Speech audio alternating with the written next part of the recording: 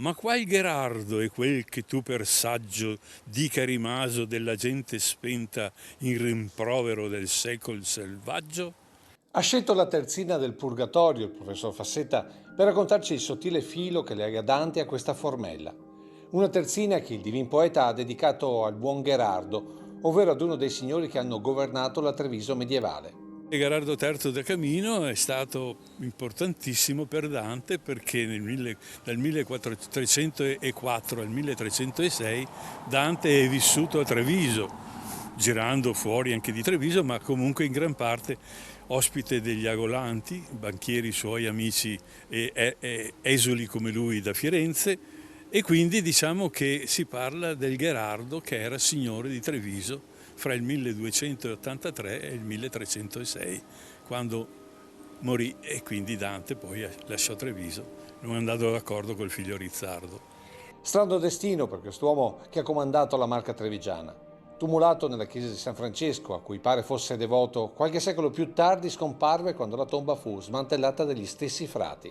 Quella formella rappresenta Gherardo da Camino che viene presentato da San Francesco alla Madonna e al suo figliuolo.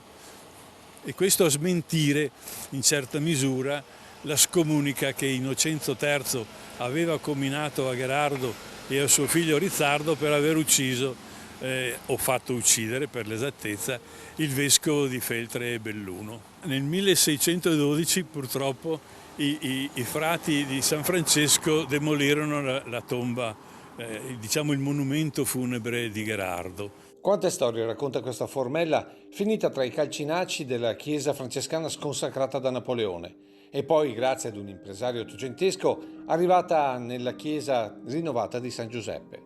Già perché sempre da questa pietra lavorata, come dire, si scopre un altro altarino della storia, questa volta legato non tanto alla chiesa quanto al suo campanile.